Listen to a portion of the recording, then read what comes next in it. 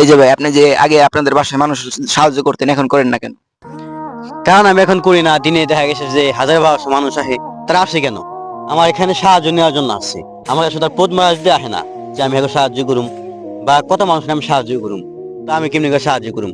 হক কিছুদিন আমি নিজের অনেক বারোশো মনে করতাম। এর লেগে দেখা গেছে যে 10 লাখ 10 লাখ 20 লাখ টা মানুষের সাহায্য করছি। কারণ কিছুদিন আমি নিজেরে বারোশো মনে করতাম।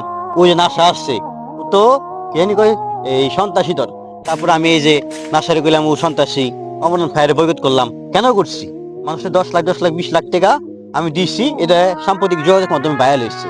এতে করে আমার মান সম্মান বাইরে গেছে এবং দেখা গেছে যে অনেক আমার ফ্যান ফলোয়ার বাড়ছে। এর লাগে নিজের এমন বালশুরু মানে বালশুরু ভাবি। এর লাগে এখন তো আমার বাল অনেক বড় বড় হয়ে গেছে। এখন তার কেউ আমার লগে টক্কর নিবে না। ওই নাসা সমর আছে অমরন বয়কট, অমরন 63 জেলা থেকে বয়কট কে করছে? আমি করছি। কেন? কারণ ওরা হলো ষড়যন্ত্র দল। ওরা আমারে এই যখন কিনা আমি যে দেখা গেছে যে এক গাড়ি আসলো তোমার বাবা বা যাই হোক নেশা দ্রব্য, এগুলো আমি পাচার করবো, অমরনের ফ্যান ফলোয়ার কি করলো? আমার আটকাইলো, এমনকি আমার উপর হামলা করলো। তারপরে এই যে শেরপুর জেলায় গেলাম আমি, ফণি মিয়ার বাসায় তাদের সাহায্য করার জন্য। ওখানে নাসা কি করলো? আমার স্টেকটা বাইরে